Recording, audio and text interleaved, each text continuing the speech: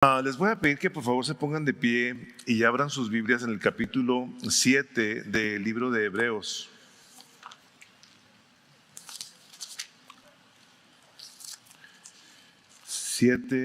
Vamos a leer la palabra de Dios. Dice el Señor de la siguiente manera: porque este Melquisedec, rey de Salem, sacerdote del Dios Altísimo, que salió al encuentro de Abraham cuando éste regresaba de la matanza de los reyes y lo bendijo. Y Abraham le entregó el diezmo de todos los despojos.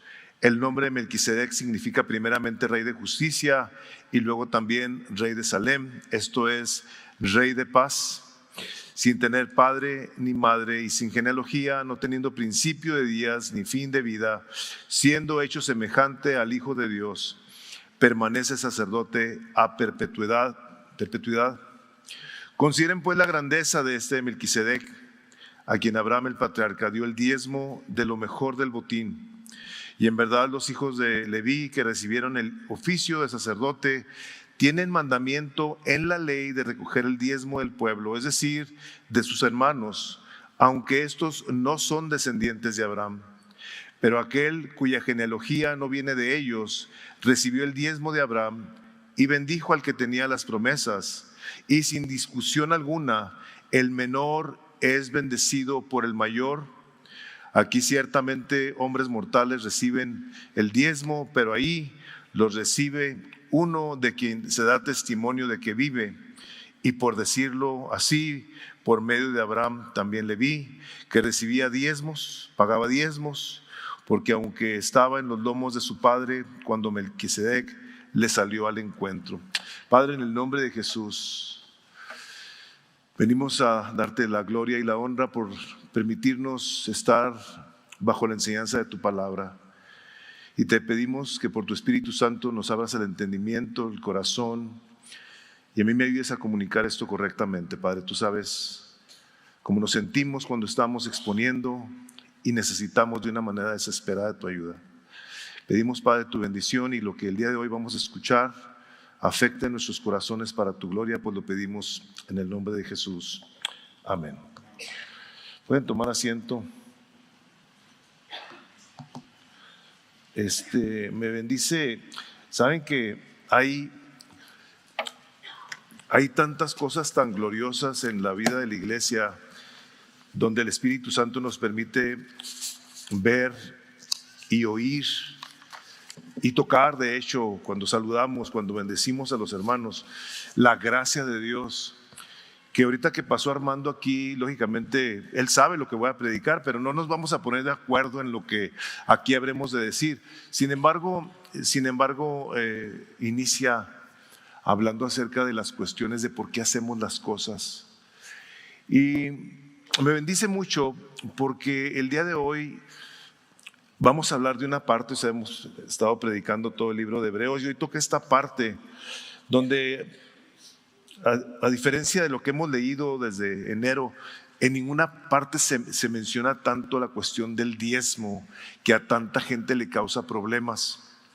Y con justa razón, porque desafortunadamente, como lo hemos mencionado anteriormente, ha habido tanto abuso, tanto mal uso del dinero del Señor, que mucha gente tiene muchos puntos válidos para tener actitudes en un momento dado.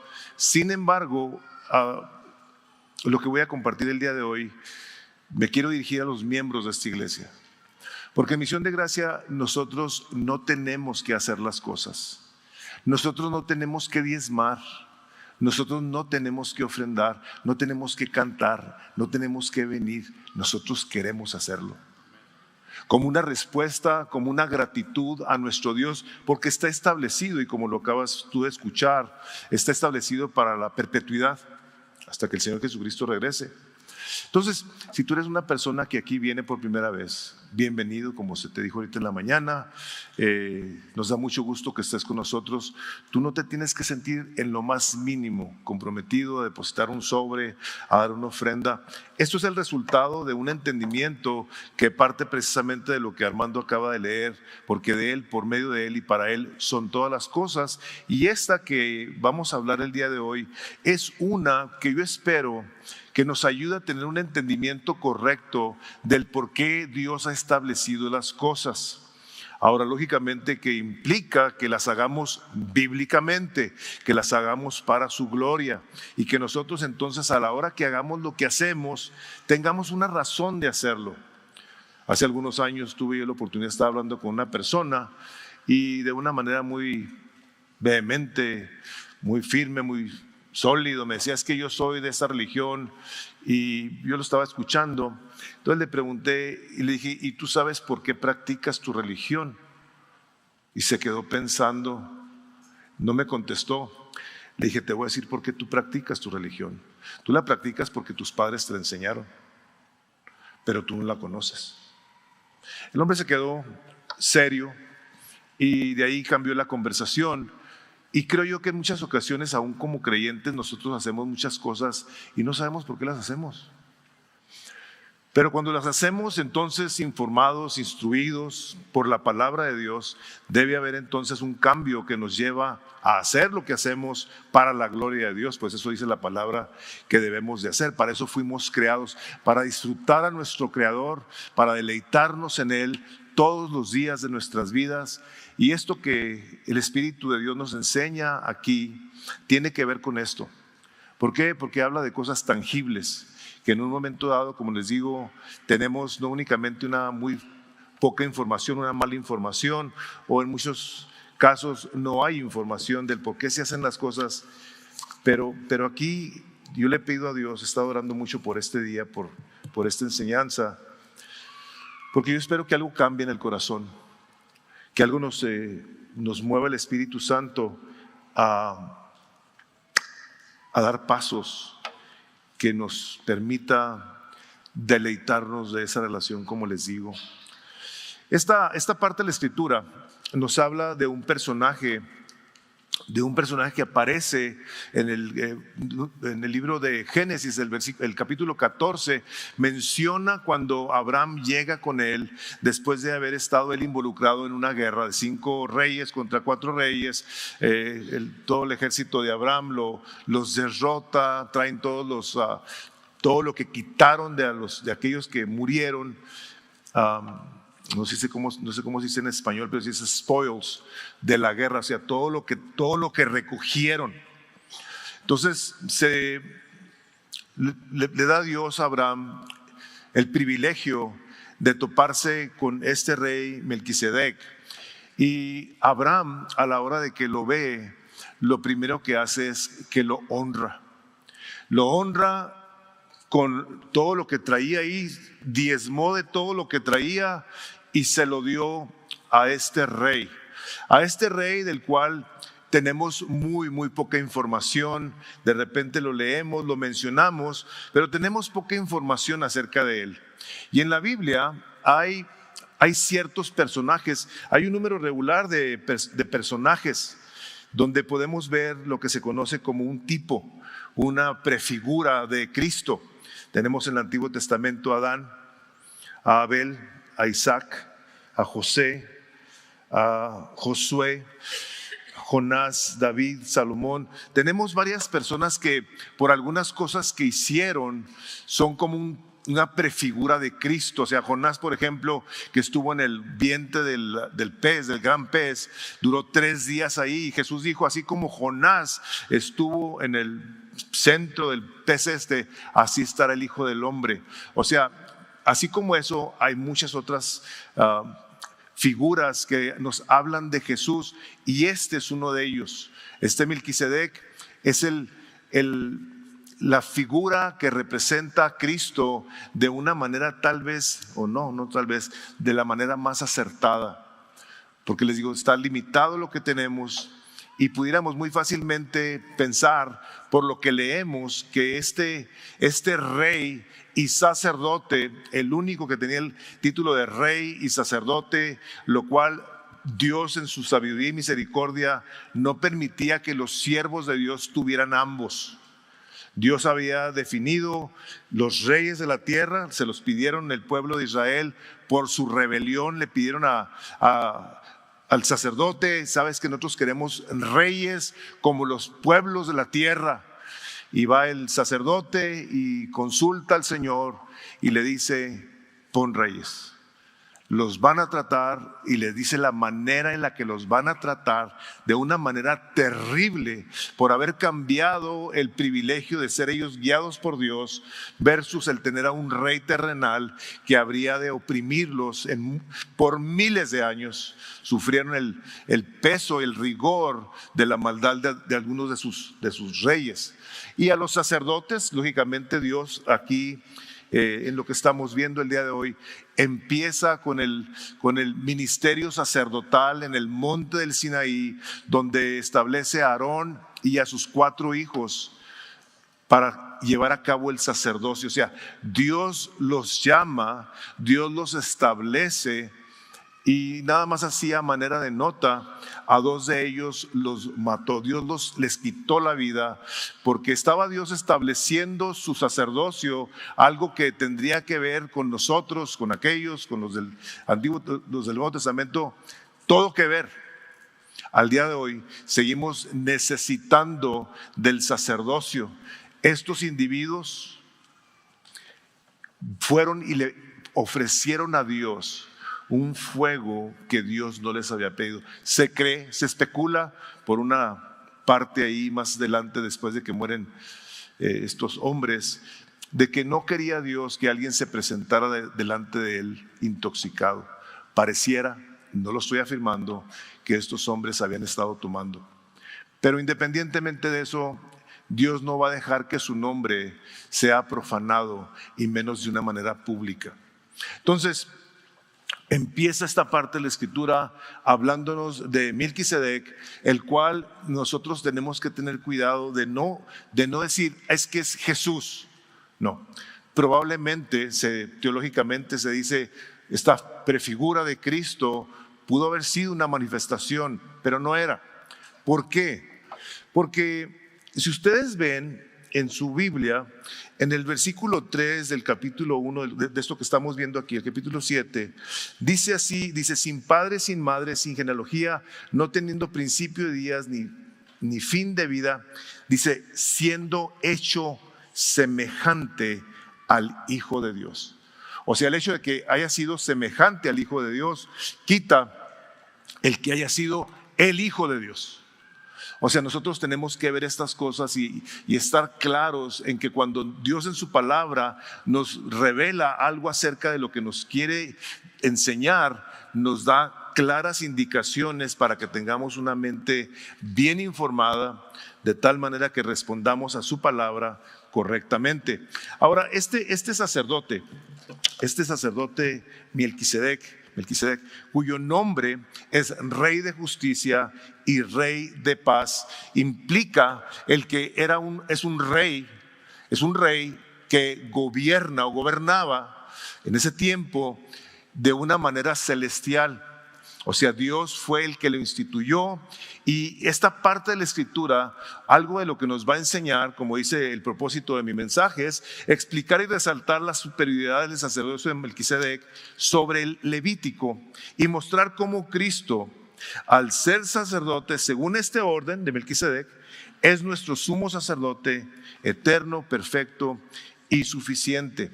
¿Qué estaba haciendo Dios a la hora de hablarnos de este hombre y que deja establecido para la posteridad, para ti y para mí? Deja establecido un sacerdocio el cual vendría a afectar la vida de su pueblo. Aquí estaba apenas iniciando este ministerio que eventualmente se empezaría a formar. ¿Ok? Entonces, nos habla aquí del sacerdocio levítico. ¿Qué es esto? ¿Por qué Dios pone a este hombre, a este ser? Y luego nos habla del sacerdocio, del Leví, que habrán de recibir los diezmos. ¿Qué estaba haciendo? El autor del libro de Hebreos le está comunicando a los hebreos acerca de algo en lo cual ellos han estado viviendo y participando todas sus vidas. Entonces, viene el Señor Jesucristo y empiezan a cambiar las cosas de tal manera que para estos hebreos empieza a ser como un shock el que de repente, oye, ¿qué onda con los animalitos? ¿Cómo le vamos a hacer con la paga de nuestras culpas? ¿Qué está pasando con los sacerdotes? O sea, si nos vamos al tiempo de Hebreos, hace 2000 años, y tenemos toda la vida haciendo las cosas de una manera, de repente viene Cristo el Salvador, el Cordero de Dios, y hace un sacrificio una vez y para siempre, lo cual iremos a ver más adelante aquí. Para la gente, le digo, este shock es decir, oye, espérate, yo tengo un problema muy serio y tiene que ver con mis pecados. Y ahorita de repente yo me encuentro con un sistema que está cambiando a tal grado que no entiendo qué está pasando. Entonces, lo que hace el autor de Hebreos, se va hasta el capítulo 14 de Génesis y empieza a explicarles cómo es que se dieron las cosas hasta ese día. Y por supuesto, más adelante. Entonces, establece Dios el ministerio en capítulo 14 de Génesis, pero pasan muchos años para que se establezca, o sea, se establece el sacerdocio en el monte donde estaba Moisés hablando con Dios. Se pasan años. Pero queremos ver entonces cómo es ese ministerio sacerdotal que Dios empieza a establecer ahí para su pueblo de Israel hasta que viene Jesucristo, y a partir de ahí, ¿qué sigue? Estaba pensando a la hora que estaba escribiendo esta predicación que pareciera una lectura así como histórica, como de universidad. Si te da sueño, te puedes levantar y luego te mueves tantito. Esto está complicado, pero ahí va. Lo instituye el Señor, y la primer tribu que Dios instituye es la tribu de Leví. Dios a los levitas los aparta para Él, para que los sirvan a Él con su pueblo. Este, el pueblo de Dios, tiene Dios a un grupo de personas que Él escogió y les dio ciertos mandamientos, no únicamente a ellos, sino a todo el pueblo para con ellos. Y estos levitas, una de sus principales, de hecho su principal función era interceder a Dios por la gente. Cada vez que alguien cometía un pecado, una vez que sabía que tenía que pedir perdón, tenía que ir con el sacerdote. Los sacerdotes eran levitas. Entonces llegaban con ellos, traían sus animalitos, dependiendo su estado económico. Si eran muy pobres, traían 2 tortolitas. Si estaban bien económicamente, traían un animal grande, etcétera, etcétera. Cuidaban no únicamente de atender al pueblo, sino también del tabernáculo, del templo y todos sus objetos sagrados. O sea, Dios no quería que nadie tocara lo que Él había llamado santo. Entonces pone a estas personas, les instruye, hay cantidad de instrucciones para este pueblo, y se dedicaron a eso en el sacerdocio levítico. Otra cosa que ellos hacían era enseñarle a la gente la ley de Dios. O sea, ellos eran los que se encargaban de hablarles a la gente de las cosas del Señor. O sea, estaban no únicamente designados, sino que estaban instruidos por Dios. Personas a quienes el Señor les había dado la encomienda de enseñarles las cosas de una manera correcta, porque las habían recibido directamente de Dios por medio de Moisés. Se establece la palabra de Dios, se quedan todos estos mandamientos, y la otra cosa es que también administraban todos los ritos de purificación de la gente, supervisaban todo tipo de actividades religiosas, día de la expiación, o sea, todo lo que tenía que ver con la vida religiosa, que era la manera de vida del pueblo de Israel. Ellos eran los que los ministraban. Entonces estaba Dios cuidando de ellos, guiándolos para cuidar a su pueblo a través de los sacerdotes. Ahora, había varias situaciones que le ponían un pero a ser sacerdote, como lo es el día de hoy, con las personas que tienen sacerdotes, a quienes se dirigen, eran temporales. En aquellos entonces eran temporales, estaba limitado su servicio, morían y eran reemplazados. Estos hombres requerían de estar haciendo sacrificios aún por ellos mismos. Tenían ellos que limpiar su corazón, tenían que confesar su pecado. Y una de las cosas terribles de esta situación es que ellos no le podían quitar el pecado a nadie. Era una cosa bien temporal. O sea, el pueblo de Israel, una vez que estas personas, el pueblo pecaba, tenían que ir con el sacerdote. ¿Sabes qué? Volvía a pecar. Y llevaban ahí su ofrenda y otra vez, a ver cuánto tiempo aguantaba sin pecar. ¿Se imaginan andar así? Yo la verdad no, porque ahí me la tendría que haber pasado, sobre todo estando chavo ahí, ¿se imaginan?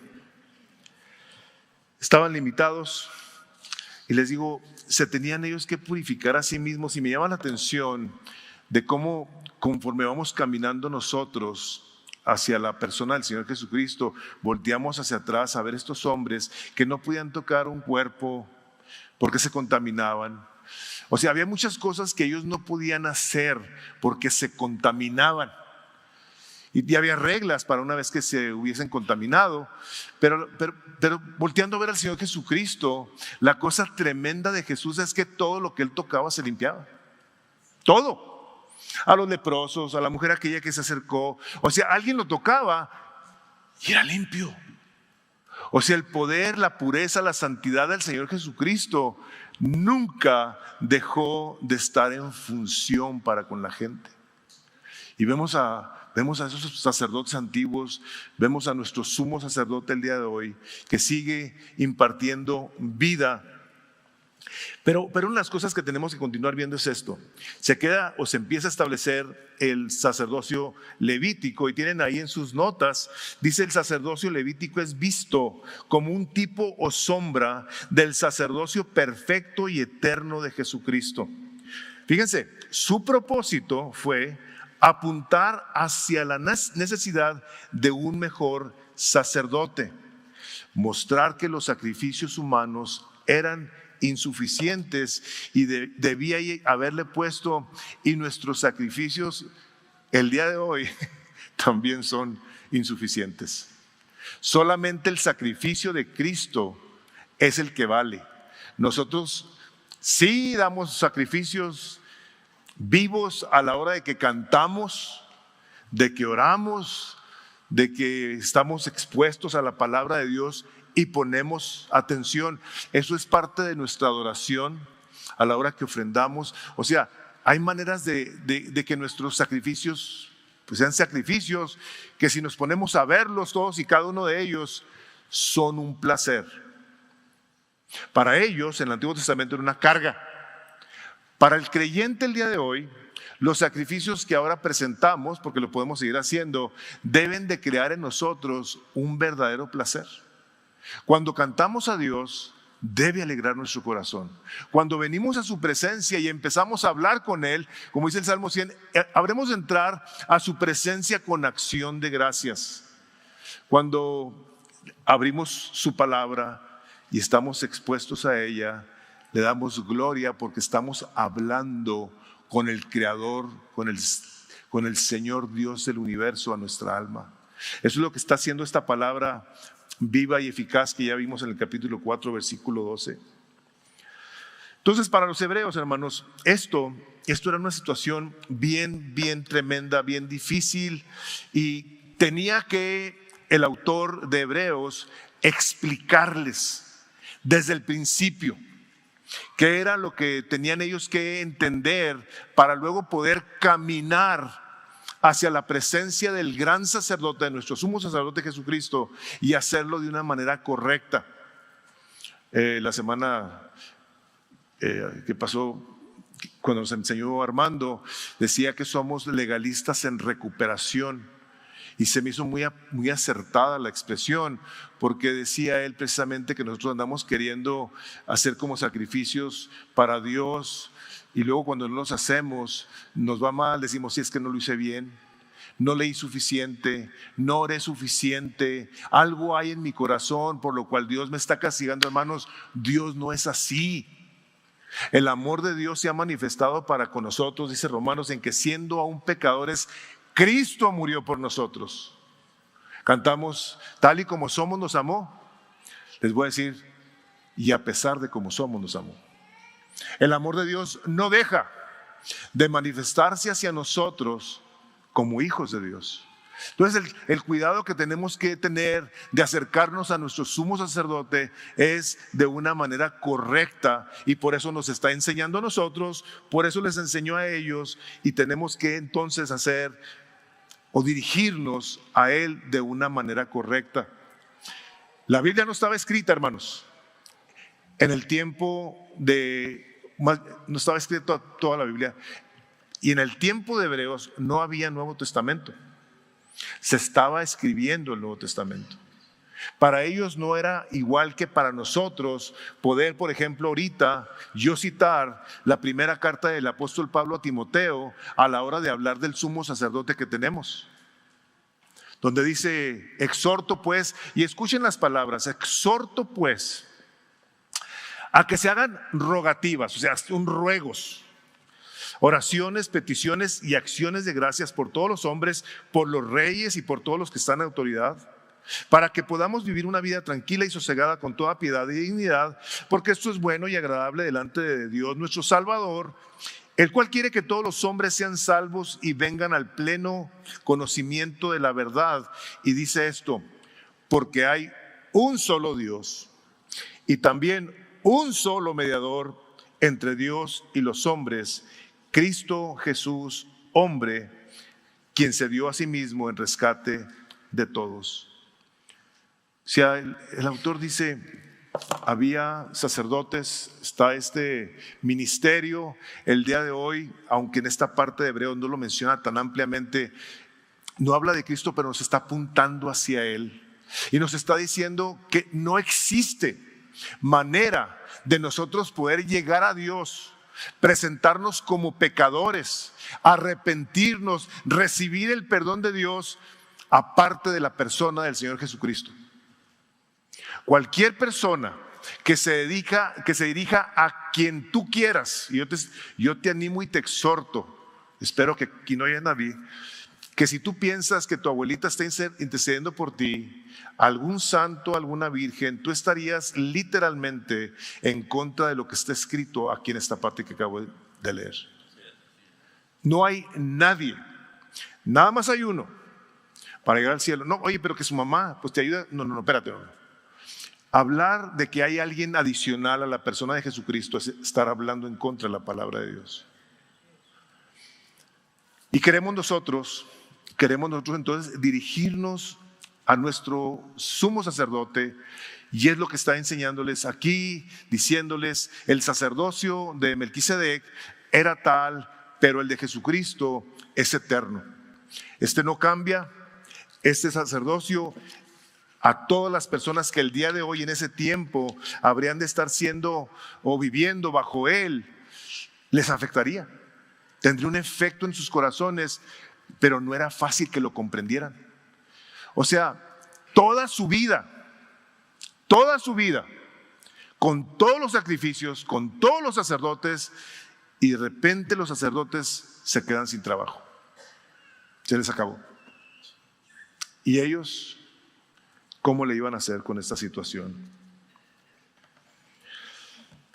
El capítulo 7, la segunda parte de mi predicación, donde dice la superioridad de Melquisedec sobre Abraham, empieza aquí a interactuar Abraham con Melquisedec, y dice la palabra de Dios que Abraham llega con Melquisedec Y no dice ahí que Melquisedec le haya pedido de los diezmos.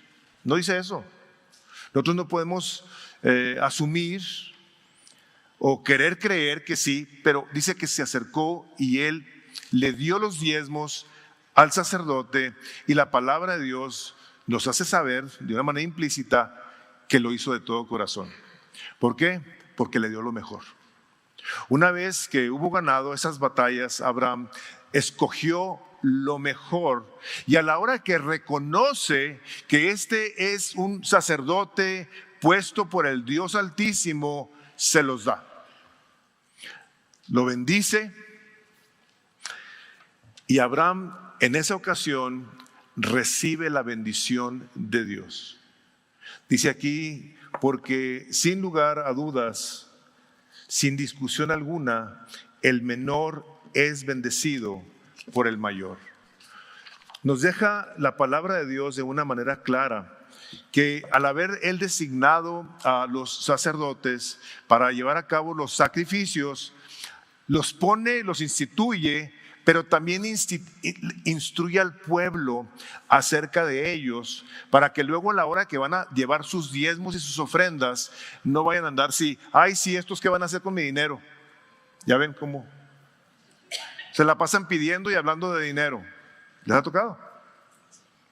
Bueno, pues el Señor le habla al pueblo y les dice en Números 18, 20, 21, y el Señor dijo a Aarón: de la tierra de ellos no tendrás heredad, ni ellos tendrán parte, yo soy su parte y tu heredad en medio de los hijos de Israel. Y aquí yo he dado a los hijos de Leví todos los diezmos en Israel por heredad, por su ministerio, por cuanto ellos sirven en el ministerio del tabernáculo de la reunión. Dios le dijo: pueblo, los levitas no van a tener tierras como ustedes, no van a tener ninguna posesión. Yo soy su posesión, pero ustedes todos le van a entregar los diezmos a ellos, de ello van a vivir. Les dice más adelantito en Deuteronomio, dice: los sacerdotes levitas de toda la tribu de Leví no tendrán parte ni heredad en Israel. Estoy leyendo Deuteronomio 18, 1 y 2. De las ofrendas quemadas al Señor y de la heredad de él comerán. Por tanto, no tendrán heredad entre sus hermanos. El Señor es su heredad, como él les ha dicho. El sueldo, el pago que Dios le dio a sus sacerdotes venía de todo el pueblo. Estaban ellos instruidos por Dios de que todo grano animal habrían de llevarle a los levitas. Ellos tenían la obligación, la responsabilidad de atender al pueblo de Dios siempre. 24 horas, los 365 días del año, había personas que estaban al frente. Ahora, empieza a pasar el tiempo y uno dice: ¿y esto por qué hasta ahora? ¿Por qué hasta el libro de Hebreos? ¿Por qué al Nuevo Testamento? Si tanta gente en un momento dado resiste la cuestión de que los diezmos son del Antiguo Testamento. ¿Les ha tocado? Ya en el Nuevo no. Bueno, en el Antiguo Testamento el Espíritu Santo de Dios habla en el capítulo 14 de Deuteronomio y les dice así: indefectiblemente diezmarás.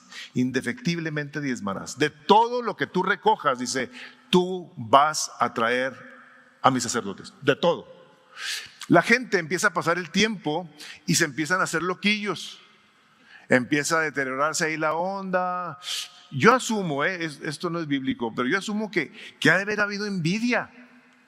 Oye, ¿cómo se la pasan suave estos sacerdotes? O sea, no hacen nada, mira, todo el mundo les traemos de aquí unas carnotas asadas y todo el rollo, y a mí no me está lloviendo.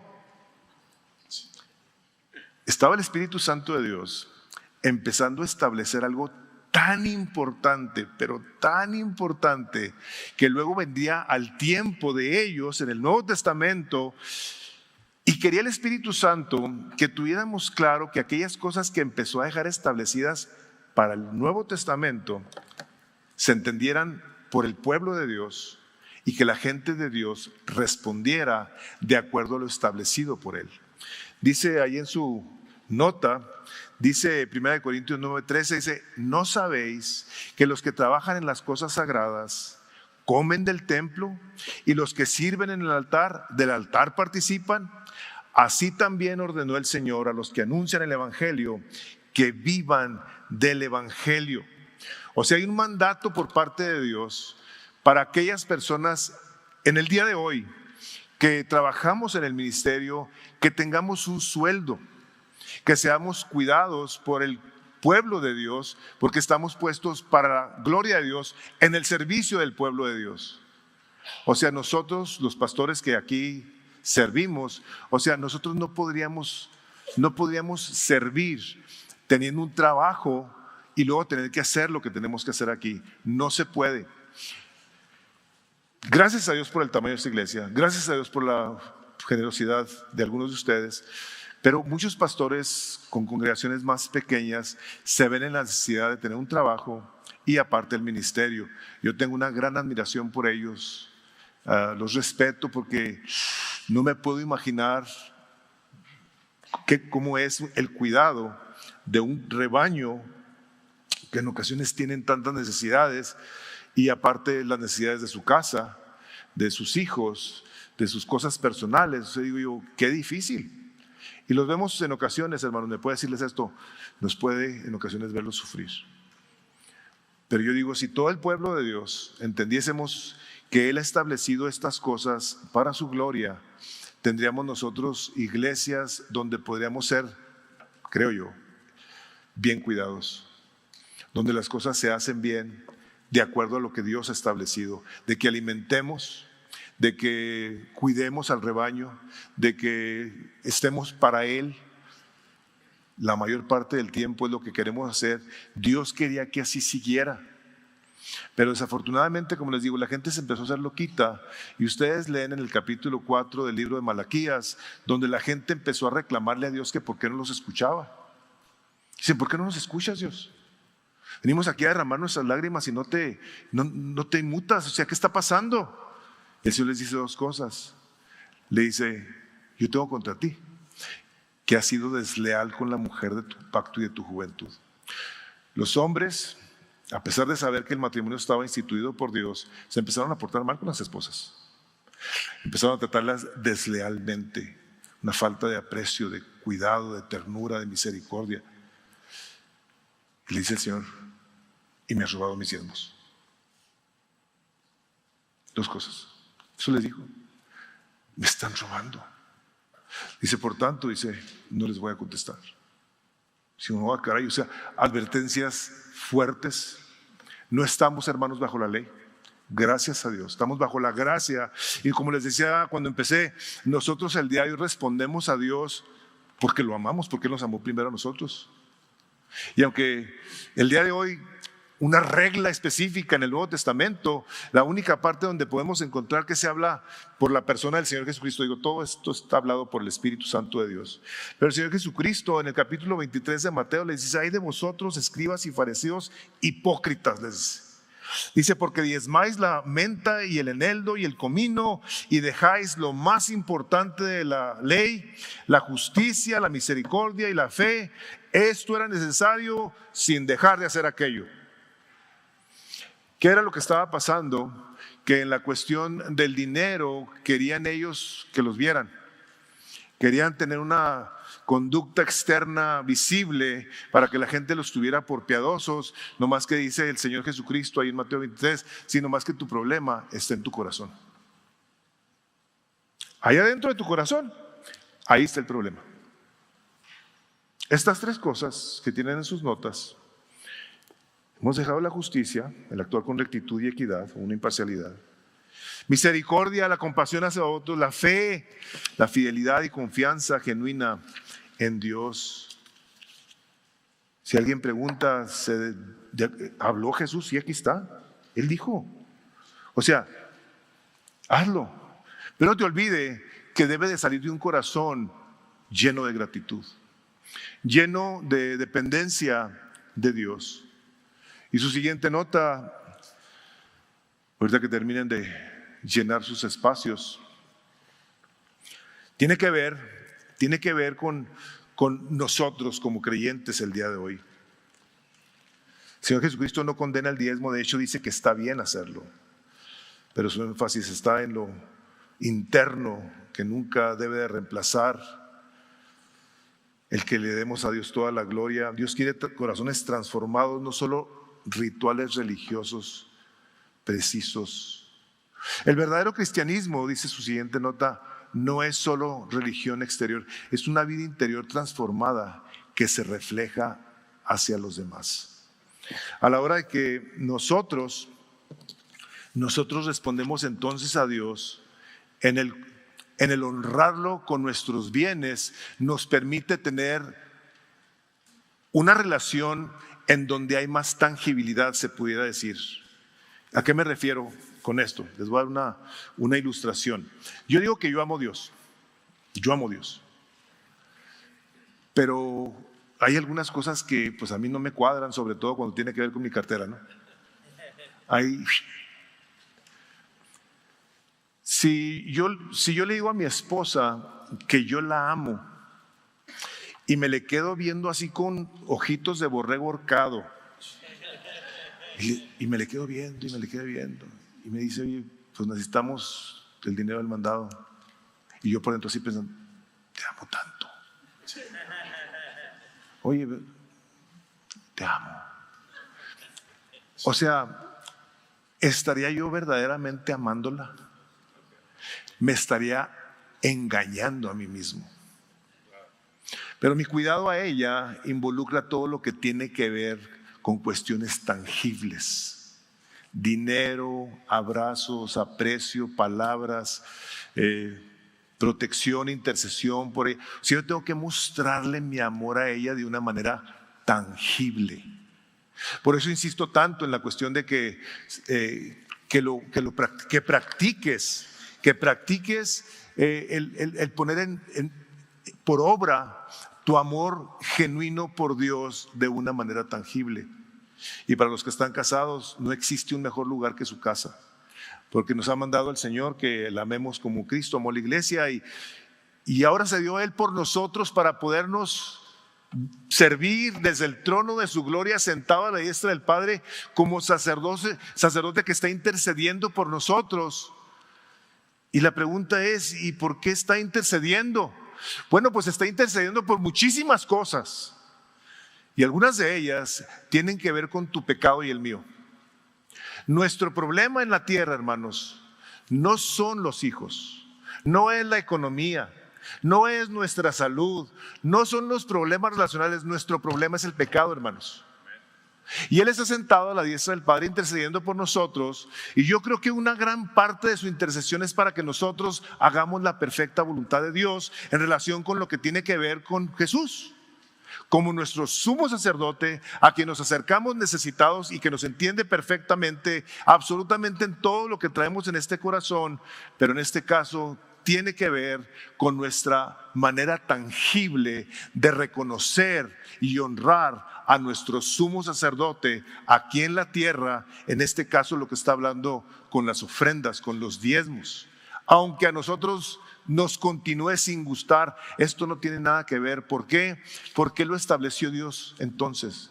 Bueno, pues precisamente para cuidar del rebaño, por medio de los pastores, en aquel entonces por medio de los sacerdotes, pero parte del establecimiento de que nosotros nos despeguemos, nos desprendamos del dinero, tiene que ver con una muestra externa de una adoración y gratitud a Dios.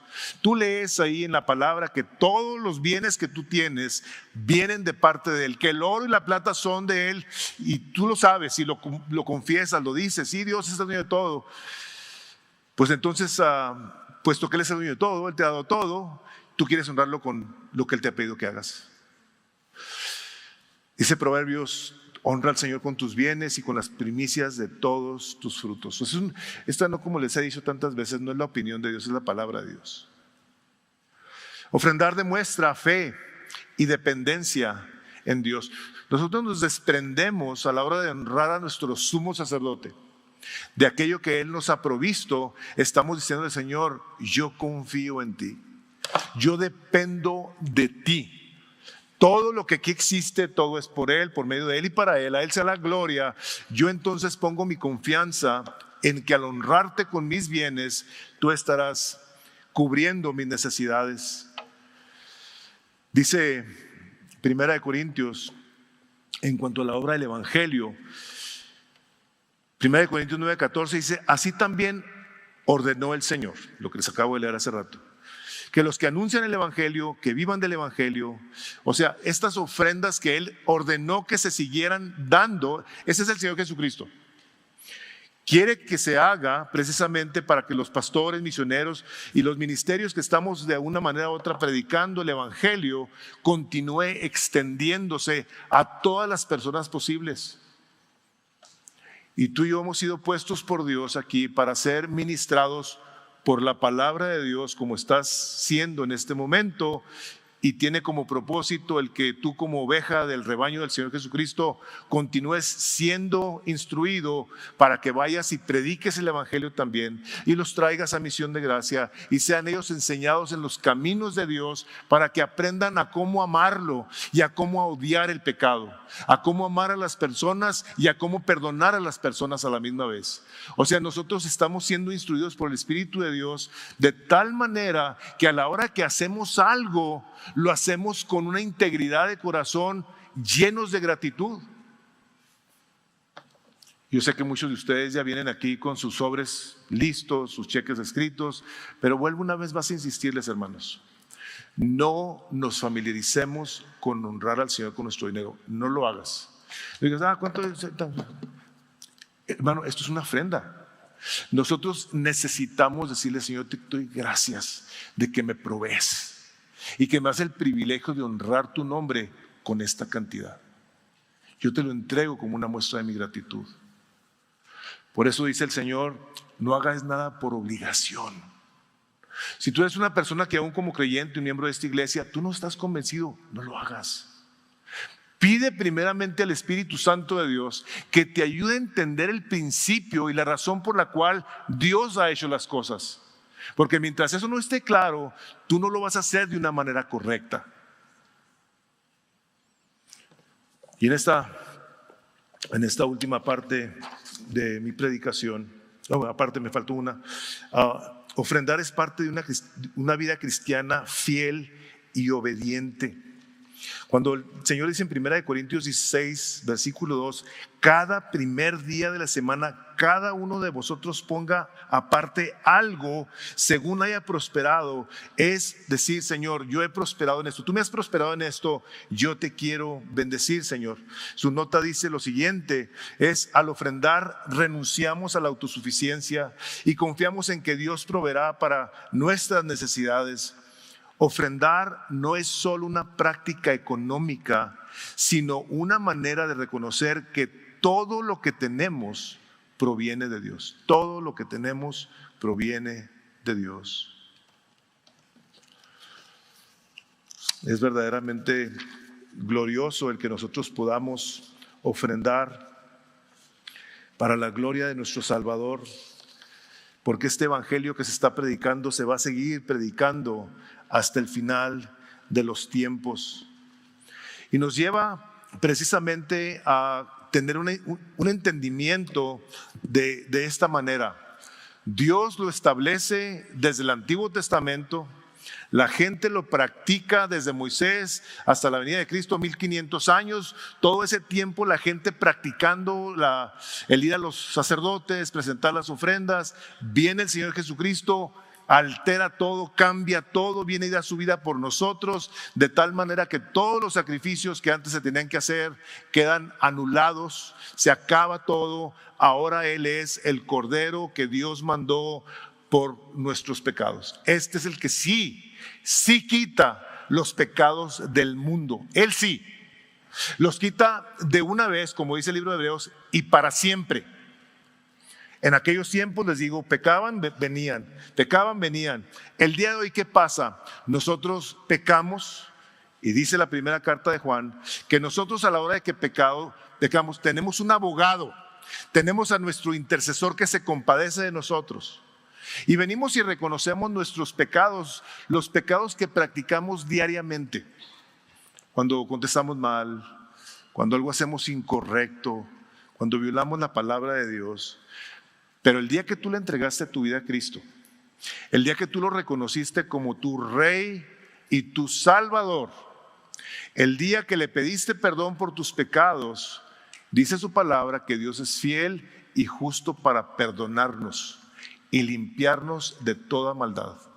Y su palabra dice también que tomará nuestros pecados y los alejará de nosotros como está de lejos el oriente del occidente. Y en otra parte dice que los pondrá en el fondo del océano para jamás acordarse de ellos. Por lo tanto, podemos nosotros andar con la tranquilidad de que ahora, al haber sido perdonados, lavados con la sangre preciosa de Jesucristo, tenemos a nuestro sumo sacerdote que se compadece de nosotros y que nos invita a que nos acerquemos a Él. Como dice Hebreos 11:6, es necesario que los que se acercan a Él crean que le hay y que es galardonador de los que le buscamos. ¿Qué galardón? De que tenemos a nuestro sumo sacerdote teniendo toda la compasión del mundo, porque es compasivo, lento para la ira, misericordioso. O sea, la verdad de las cosas es que tenemos una lista tan interminable de sus atributos que yo en ocasiones pienso y digo, ¿por qué hay tanta gente que no se acerca a Dios? ¿Por qué? Digo, tengo muchas razones para pensar por qué. Pero nosotros, a final de cuentas, el Espíritu Santo de Dios, a través de esta enseñanza, nos enseña a saber que Dios nos ha dado un sumo sacerdote que está sentado a la diestra del Padre, que nos continúa amando el día de hoy, que tiene todo tipo de misericordia para todos aquellos que nos acercamos a Él y que de alguna manera u otra habremos de querer seguir viviendo bajo ese sistema diseñado por Dios, en donde ahora no es el pueblo de Israel ni los sacerdotes, sino es su iglesia por la cual vino a dar su vida. Para dar su vida por nuestros pecados, para edificar una iglesia llena de pecadores arrepentidos, que de una manera u otra estamos siendo perfeccionados, estamos siendo santificados por su Espíritu Santo y que lo queremos continuar viviendo con el entendimiento bien claro. O sea, Dios me agregó a su iglesia, me trajo a su pueblo, ahora soy su hijo, Jesucristo es mi hermano, estos son mis hermanos, esta es mi congregación, si es tu congregación. Y yo quiero honrar a Dios de una manera tangible. Yo quiero servir a mi Dios de una manera que se vea. Les digo, cada uno de nosotros tenemos la decisión de hacer las cosas conforme lo que sabemos.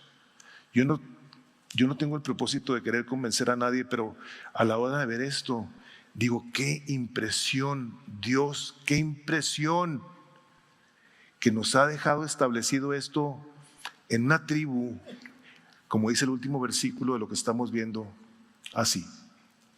Porque aún estaba en los lomos de su padre, bueno, voy a leer 9, y por decirlo así, por medio de Abraham, Melquisedec, por medio de Abraham, también Leví, que recibía diezmos, pagaba diezmos, porque aún estaba en los lomos de su padre cuando Melquisedec le salió al encuentro. A ver, ¿what? ¿Qué quiere decir este rollo? Cuando Abraham se topa con Melquisedec, recibe los diezmos y nos dice la palabra de Dios que lo deja establecido en el sacerdocio levítico, pero Leví todavía no nacía. Estaba todavía en los lomos de su padre. Habría de venir años después. Dios en su misericordia ha dejado establecidas sus cosas, su palabra, que dice su palabra, que el cielo y la tierra van a pasar, pero su palabra no va a pasar. Y nosotros entonces en esa fe respondemos a nuestro Creador y le damos toda la gloria, le damos toda la honra, como dice su última nota, y vivimos en un mundo que busca constantemente mediadores, abogados, defensores, intermediarios. En lo espiritual muchos buscan acercarse a Dios por medios humanos, rituales, líderes religiosos o esfuerzos personales, Pero la carta de Hebreos nos presenta una verdad gloriosa. Jesucristo es el único y suficiente sumo sacerdote, eterno, según un orden superior al de los levitas. Por ende, nosotros le damos a nuestro Creador, a nuestro Rey y sumo sacerdote, que vive y reina hoy y por los siglos de los siglos. Y la pregunta con la que quiero cerrar es la siguiente. Si Él es tu Rey, ¿tú vives bajo su autoridad y obedeces lo que está escrito? Si tú no conoces a Cristo, te ama. Él te ama, te quiere dar vida eterna, te quiere perdonar. Quiere que seas parte de su familia, una familia que está siendo cuidada, en este caso por pastores, al menos en este lugar. Pero si tú no has considerado a Cristo como tu Salvador, como tu Rey y tu Señor, yo te quiero animar a que no dejes pasar el día de hoy. Que te arrepientas y vengas y digas: Señor Jesucristo, yo reconozco que tú eres el Rey del cielo y de la tierra. Y te pido perdón y me arrepiento por todos mis pecados. Amén. Padre, en el nombre de Jesús te queremos dar gracias el día de hoy. Por esa parte de tu palabra que nos instruye y nos ayuda, Señor, a reconsiderar nuestra manera de conducirnos contigo. Te damos gracias, Padre, por el cuidado que tú habías profetizado, no únicamente para tu pueblo, con la tribu de Leví, sino también para tu iglesia gloriosa el día de hoy. Te alabamos, Rey, te damos gloria y te pedimos que nos bendigas con entendimiento, con sabiduría y sobre todo con obediencia, porque lo queremos hacer para la gloria de tu amadísimo Hijo Jesucristo, a quien se la damos el día de hoy. En el nombre de Jesús. Amén.